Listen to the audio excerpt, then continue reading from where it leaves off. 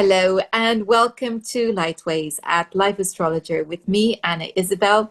And I am so happy that my guest today is Sue Brain. Hello, Sue.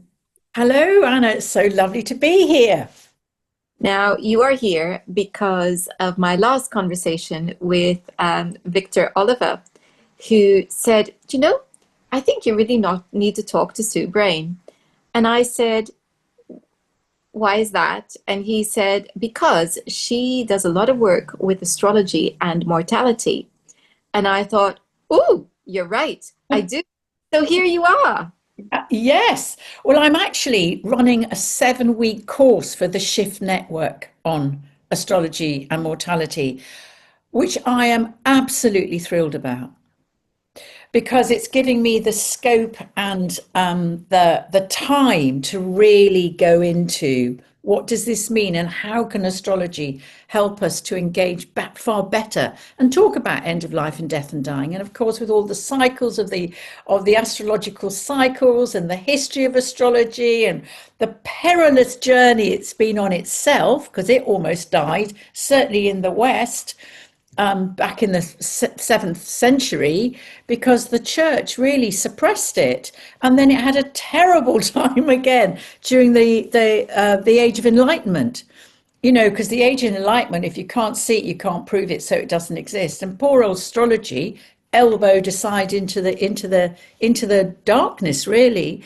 And thank God for all these incredible astrologers throughout time who've kept astrology alive, because without them, we wouldn't be talking about it now.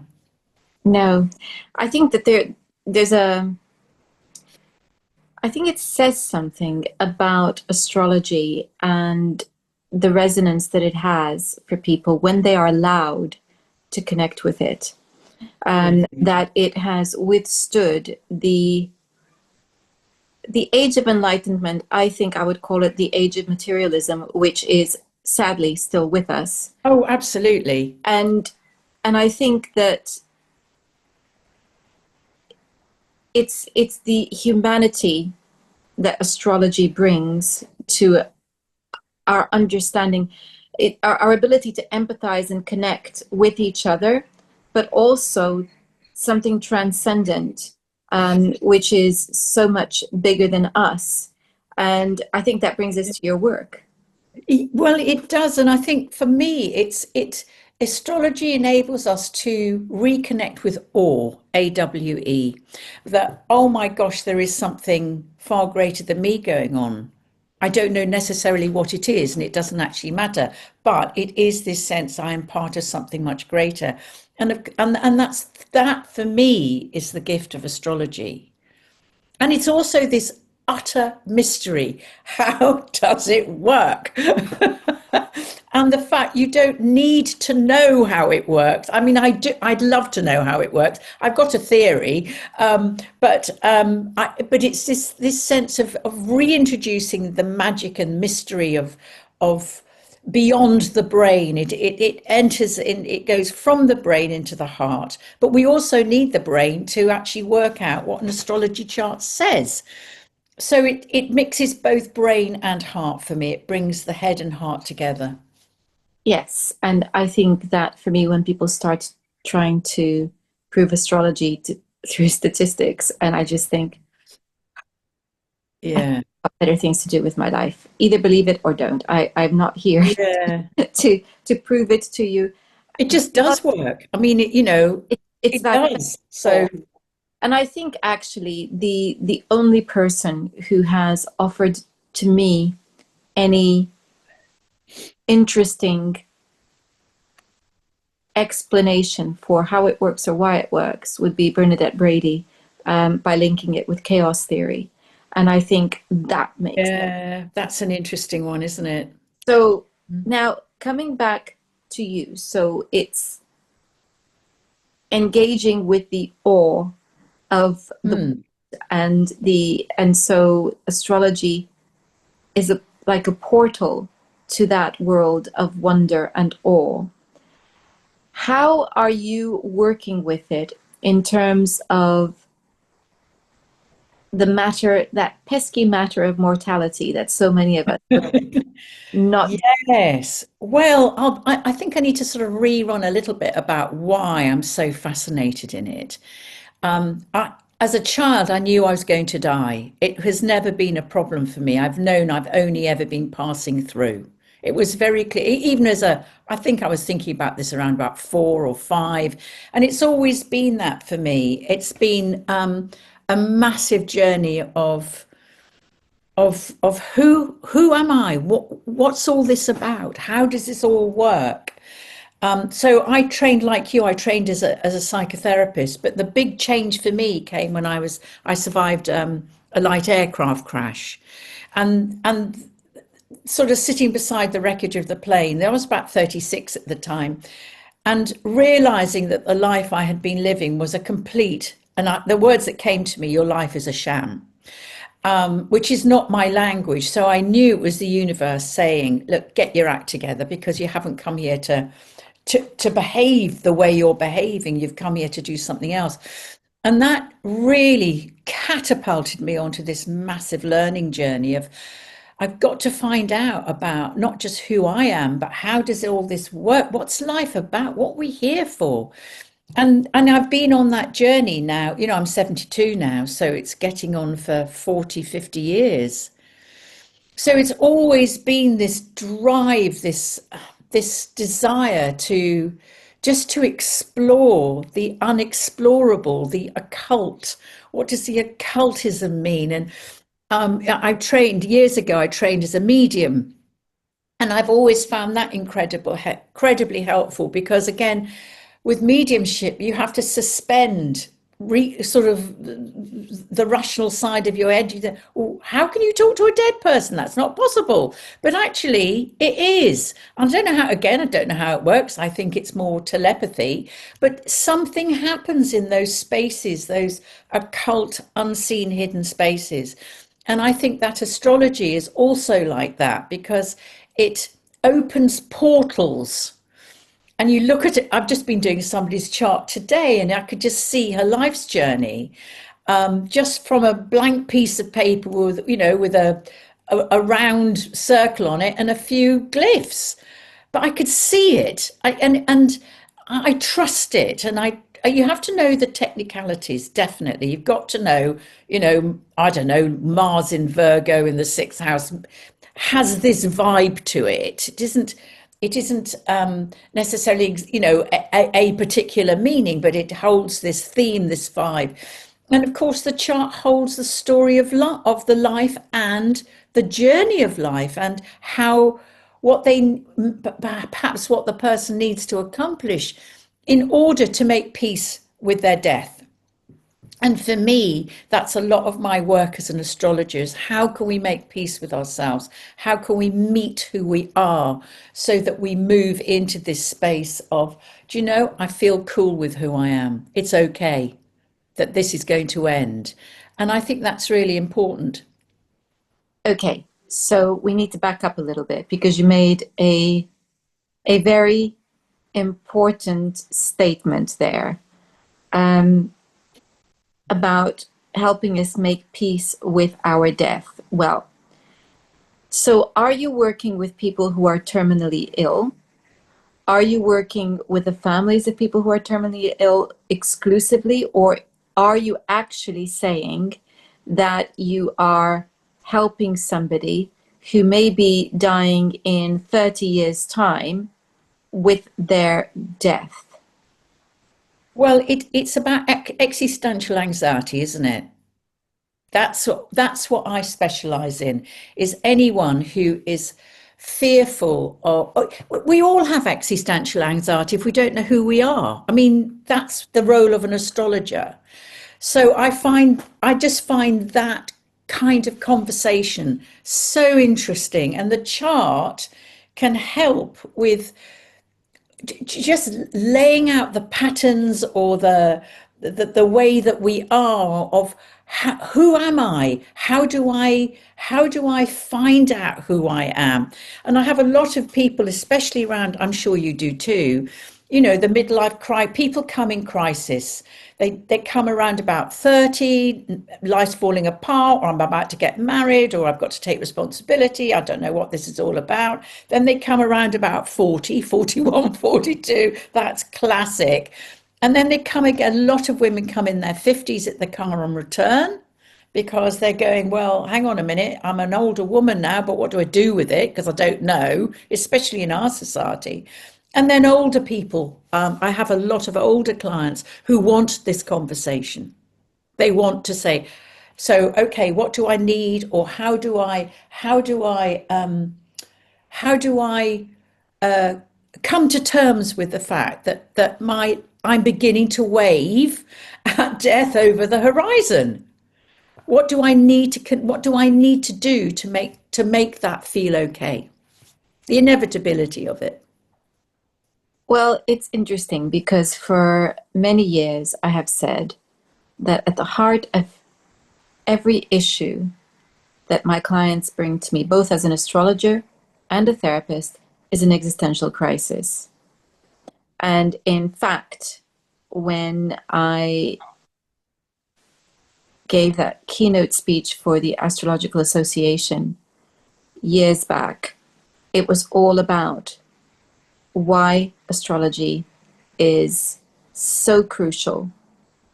And it is crucial because it helps us to understand who we are when we most need to, and that is when we are having an existential crisis. So it's definitely something that I resonate with when I hear you use precisely those words. So are you saying then that it's less about looking at death and more about living a life in which our house is in order and which we are which has integrity, so that when the moment comes when it's time to say goodbye, we feel like, okay, everything's in order, or everything is as much in order as I could make it be. Absolutely. And if people want to talk about their death, I'm very happy to go into that too.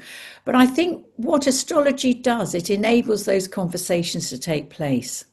Because I run a lot of death cafes in my time. I used to work in end of life, and my work before I became a professional astrologer was helping people to talk about death and dying in a much more open and receptive way. And in my experience, I've written books about it and all sorts of stuff, but in my all my research, all the death cafe stuff, everything that I've done, what I came to understand, it's not that we're frightened of talking about death. It's the fact we don't know how to. Because open a conversation about death and dying and then try shutting the person up. They will tell you about everyone who's died, what it was like sitting beside them. They will go into detail because somebody has said it's okay to do that. And I think for me as an astrologer, that's what the astrology, having the chart between us, enables those very deep, intensely meaningful conversations to take place, which you might not have, I don't know, having a cup of coffee. It just enables that opening, and you can just see it. Well, it just happens. It's sort of what's the word for it? It's sort of like it morphs into it so easily. Yeah, it gives people permission to say what they want to say. Exactly. So I want to take you back there for a moment, to the to what you said, that you can also talk about a person's individual death if they wish to. What is it that you are doing? What is it you are looking at in a chart to help them to see that and understand it and be okay with it? Yeah. Okay. So isn't I think once somebody locks onto the existential, you're there, the door's open. Because especially when they're older, especially when they're in their 60s, I would say 50s and 60s, because as I said, they're waving at death over the horizon. You're over the midway point, and a lot of older clients. I have some clients in their 70s, which I'm amazed by, but that's what they want to do. They want to come and talk about, or astrology is a way that they feel comfortable talking about death and dying. And they'll often say, once we've talked about their chart and the life that they've had, it's this kind of, I really want to make peace with myself. I want to die consciously, or I want to die as well as I possibly can. That will often be the statement from older people. And too right, I can join in that too, because guess what? I'm waving at death over the horizon. I'm in my 70s. So there's this sort of it's a lovely, warm sort of conversation about what they need to do to make peace with who they are, and So, best way for them to do it, and they know. so what in the chart? Let's get techie now. Okay. What, where are you looking at the chart to get the insight that you need to help them with the actual event? If the actual event, gosh, that's a really interesting one, isn't it? I mean, the North Node I always go to the North Node because that is the journey. And I always feel that's the optimum. Have we reached that North Node? And I interviewed Stephen Forrest about that, and said to him, how do you feel? What's the impact when we haven't reached it? And he said, absolutely existential angst. There is this sense of the something is undone. So it isn't so much, it is about that, but I feel like it's not about the technicality of the chart.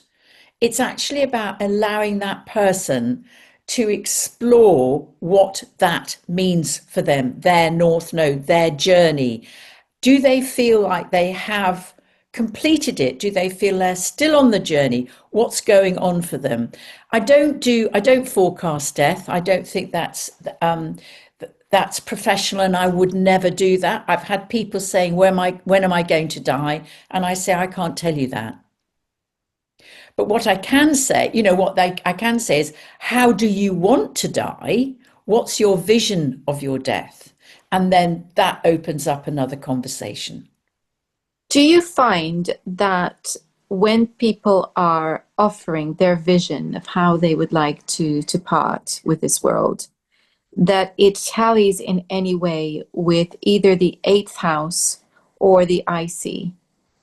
It's an interesting one, isn't it? Well, a south node on the IC is always interesting. Transiting south node on the IC, that will certainly bring around some form of release, no matter how old you are. So there will be some element of death, release, dying when that happens. There's no question about that. There is. It's you can't be what's the word for it, you can't dictate what anything will do because you don't know. Pluto going through the eighth house, that's an interesting thing. But it may be that there's a massive transformation process going on rather than death and dying. Certainly Saturn making squares with the sun, that's interesting, or conjuncting the sun, that's always interesting. There's many ways to look at it. And again, I don't think it's about being absolutely prosaic with it. It's themes that come. And that's why I was bringing you back to the client's vision of Yeah, what they would perceive as a good death, or what they might be fearing about death. So it's not, I'm not actually asking about the prediction because yeah, I'm very well aware that that is not only fraught ethically, but at the same time, it is also extremely difficult. You only need to watch somebody you think maybe, about to take their last breath, and you're looking at the transits, and it's suggesting that it's very possible, and then boom, up they come again. So Yeah. this is not what I'm talking about. What I'm wondering is about a connection between the areas of the chart that we might think about as related Right. to death, such as the Yeah. eighth house or the fourth house, And the 12th, or the the 12th, 12th house. or the Absolutely. 12th, or Yeah. even um, aspects between personal planets and Pluto, um, or fixed stars like Algol, so do they Yeah. I think it's, I mean, do I you, would, I do would you go more for Saturn actually than I would put Pluto. see, I was wondering about Saturn. That's what I was going to say next. So do you see that there are people? Okay, maybe this is what where I'm wanting to get at. People's attitudes to death. Maybe that's what I'm looking at. Yeah. Is what are the themes that you're seeing when you listen to people talking about the possibility of their own death or anybody else's death? Because some are going to be afraid, some are going to be much more philosophical, others are going to be, yeah, bring it on, I'm ready. Yeah. What are we looking at in the chart that will give you hints as to what that attitude might be? Again, you see, the thing is, well, we grow into our chart, don't we? So, somebody with a very strong Saturn, for example, as a young person, might be very fear based. Somebody with a lot of Virgo might be quite fear based or anxious. If you look at things like that, you just think, but as we grow into our chart, as life folds around us and gives us those challenges and invites us to open up, invites um, a Saturn to mature, to become a friend, then actually Saturn can turn into a real old best friend towards the end of your life, because it's guiding you, it's taking you, it is he's the grim reaper. He's taking you to the threshold, and I like that. I also love the whole concept of psychopomps, because and that's very much in our tradition, that's Mercury. And if this is true, and I hope it is, because I absolutely love the idea of this, then Mercury starts to accompany us towards it during our dying process, and perhaps accompanying us across the threshold with Saturn waving us goodbye, or whatever that is. And I love the idea of being accompanied across the threshold by a being that kind of knows what it's doing or knows where it goes. So I think you can actually work with the mythology of all the planetary energies as we die. And I'm fascinated by the hermetic journey of the soul, to do with the descent of the soul through the planetary energies, but even more so to do with the fact that we incarnate through the elements, earth, air, fire, and water. And the earth is the final element because it's the body. Now, I have a great friend called Felicity Warner, and she set up the Soul Midwife School. I've known her for years, and we Did, always have these fabulous conversations about death because we're both. I was actually going to suggest that you needed to meet Felicity. So there, I know her very well. So she's done this fantastic piece of research about looking at how the dying release the elements as they start their dying process. And it absolutely matches up with the Hermetic journey. It's fantastic. Dying and then going back up through the ascension, but they release the four elements as they begin to die and as they die. It's exact match, and that is what I'm most excited about at the moment. well, Felicity outlines that in some of her books that I have Yes. pleasure of reading. And this is a timely reminder that you can find Felicity on this channel, talking about her work and in relation to astrology. And I think that as you were talking about Saturn, I was thinking about Saturn being the first planet when we come down, and the last planet when we Yeah, he is absolutely. that gatekeeper and in Releasing our limitations. exactly. Absolutely. If this is so, but because of her study into the elements, I am increasingly, I'm not going to use the word convinced, but I'm increasingly attracted to the fact the ancient Hermetic journey is is something to be really seriously considered. That, I mean, if we started to start talking, this is what I'm going to be talking about in the Chef Network, actually. If we can start really looking at astrology in that sense of enabling us to have a kind of framework for our descent and ascent, then my goodness me, that would shift people's fears of death hugely. Well, that's my hope. I'll put it that way. I guess really what we're saying, and it's so funny because I have in the last year been really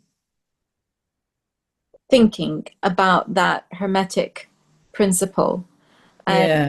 it's kind of in the back of my mind, and I'm thinking I'm going to do something with this, but it hasn't quite come into form in my mind what that is yet. But there's something about it that speaks to me, and I don't know yet what it is. And you've given me another kind of I think it's key. yeah, I think so too. So as I'm thinking about that, and you're talking about the elements, I guess what you are saying is having an understanding of this and seeing it as part of the soul's journey. Mm, The beauty of it is that it reconnects us to the fact that mortality is a natural process, which in a world where immortality is being sought through technology and wanting to turn people into kind of semi-computerized, non-organic beings for that purpose, mm. I think this is a very important reconnection with who we are as human beings and as incarnated souls. I do too. And I, the journey I've been on and all the work that I've been very involved in and running workshops and retreats on is the whole concept that we're just passing through. And how do we make the best of this passing through? This is not it. It's part of our soul's evolutionary journey, this physical life. And we need to be here to have physical experience, because it seems to me that the physical experience gives us earth, air, fire, and water. It goes back to the elements again. We have to have experience of that. And all I can imagine is that being disincarnated or going back to the divine or whatever you want to call it, it doesn't experience that. So we need this physical experience and I think we also need the separation, because in my understanding of life, my whole life has been to try and understand the agony of separation and the glory of love, and looking at that, or trying to embrace it through another person who's also looking for that, but not necessarily understanding it.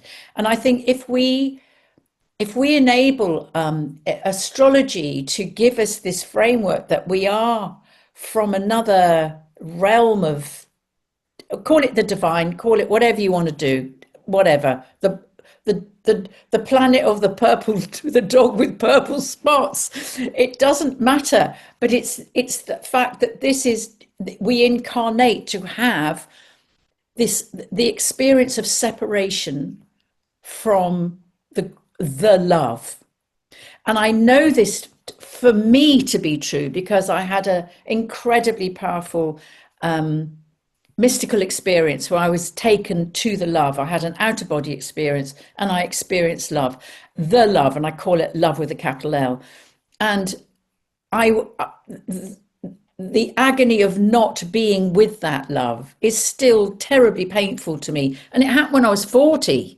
So this is over 30 years ago, but I've never forgotten it. And this is why I know where I'm going home to.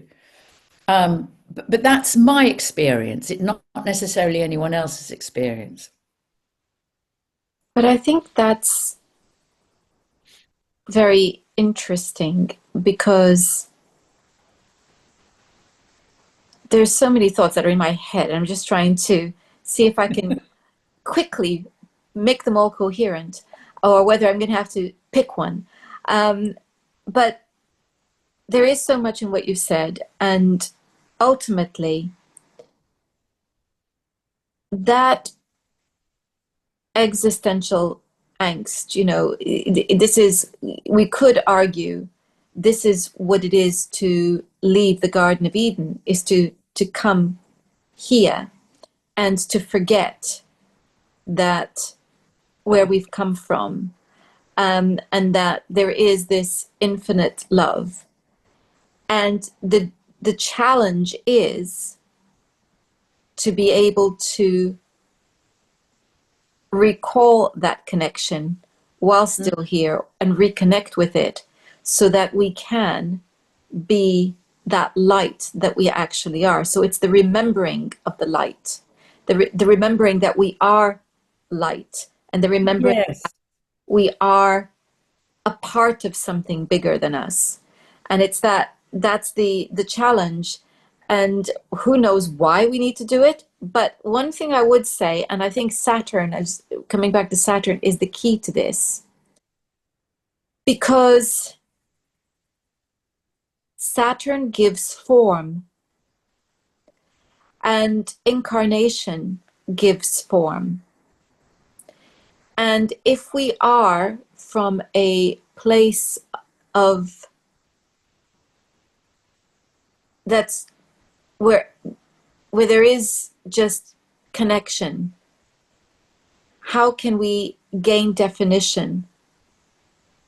And the only way to do that would be to incarnate into something that has form.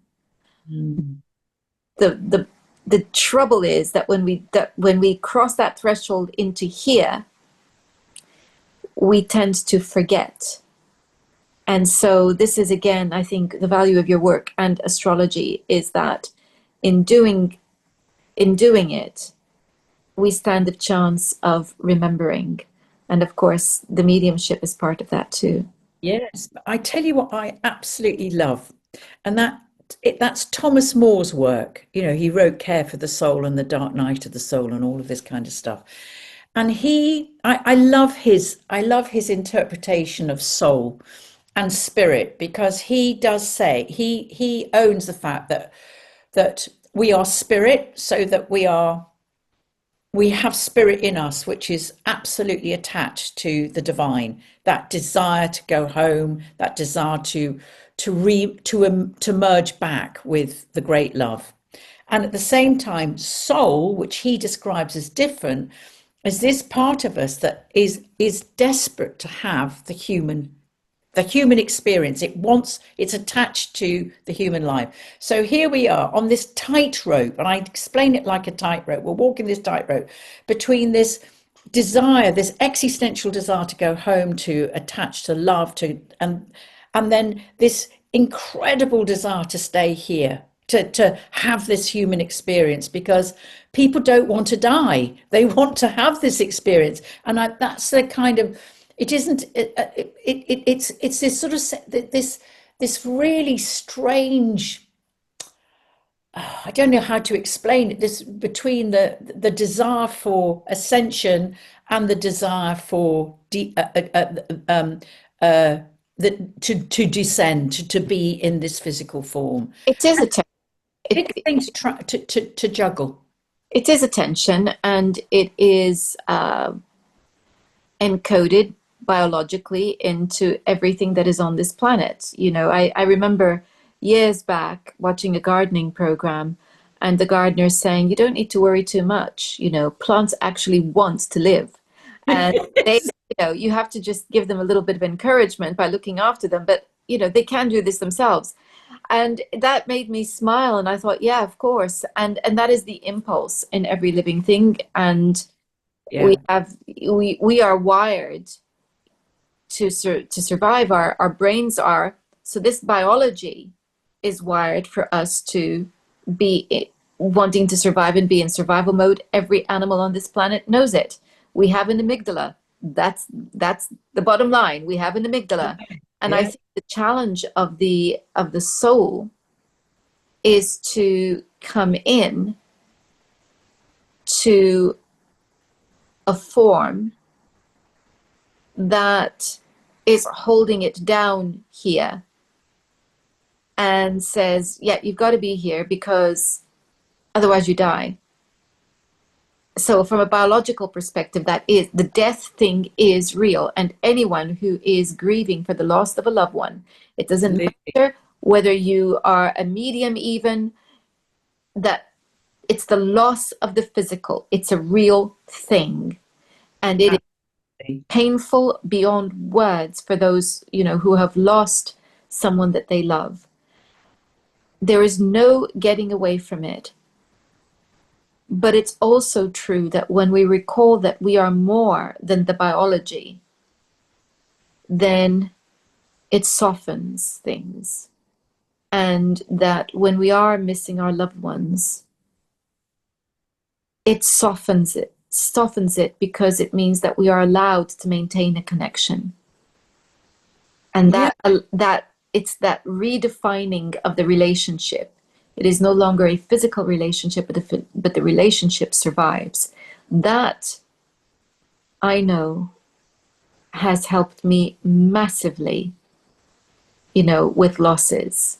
Mm, And it helps my clients when they understand that they're allowed to maintain that connection. absolutely. So this is the tension I think that we're dealing with. Yeah. And every one of us, we're all in this together.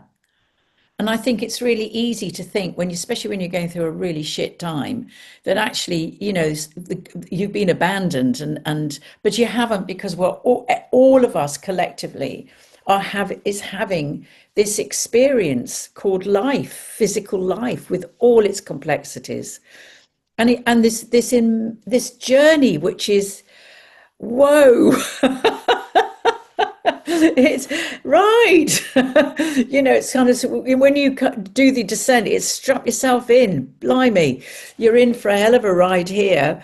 And I don't know if it's going to be the same going back. If this is so, by the way, if the hermetic journey of the soul is true, I don't know if it's going to be as bumpy going back up again. I'm sure there will be turbulence, but I do feel that with Felicity's research into the elements and how we release the elements as we begin to die, I think that is hugely helpful, tying it into a very ancient framework that makes sense to me.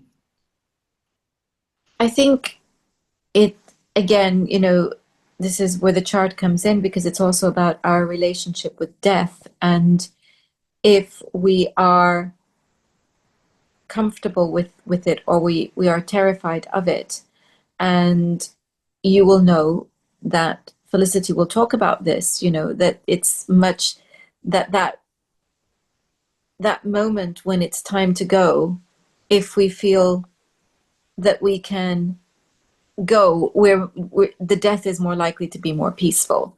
And Absolutely. so if we're wanting to create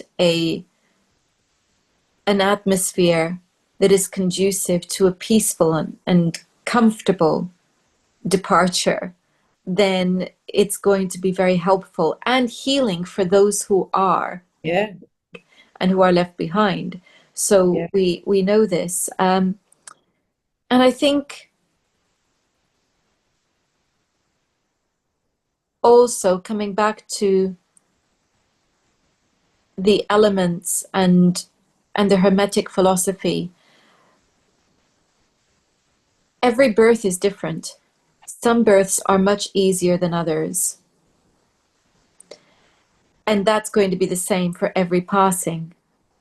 Absolutely. And I suspect, given the myriad of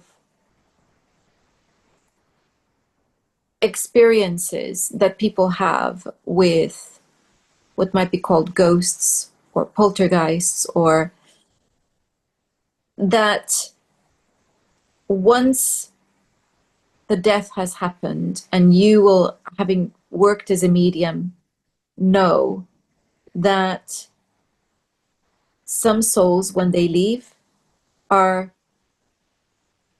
very quickly able to adapt and find their loved ones and get on with the new way of existence without forgetting those who are here, and still connecting with those who are here if they can, whilst others get very lost and don't want to go anywhere and get stuck.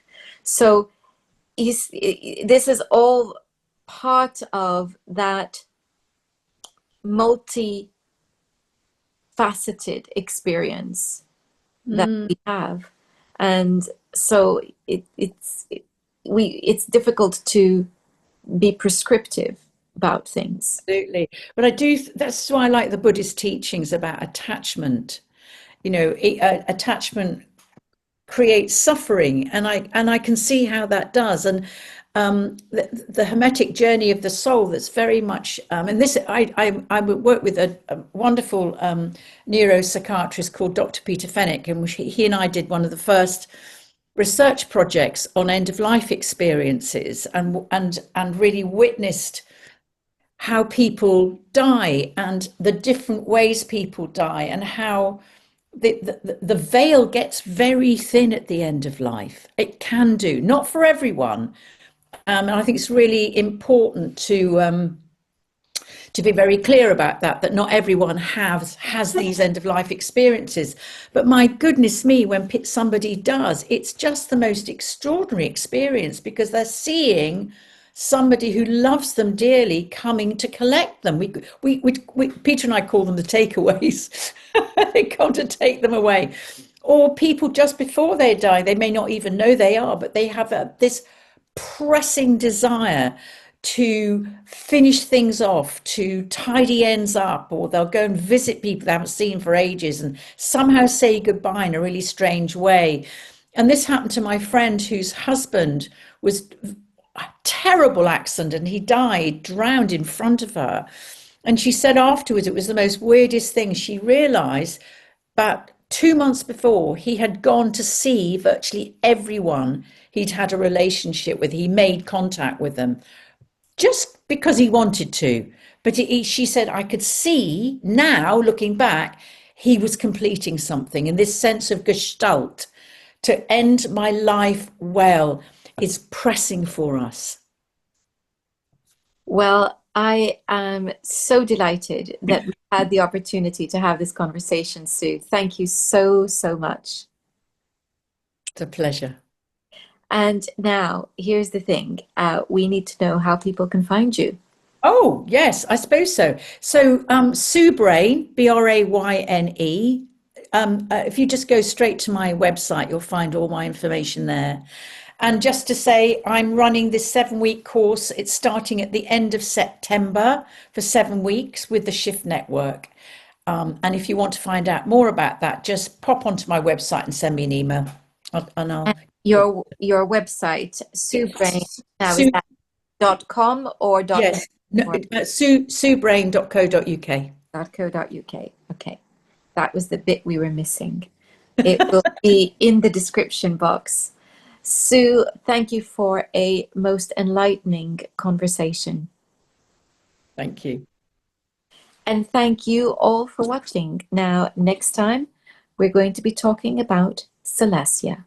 Until then, goodbye.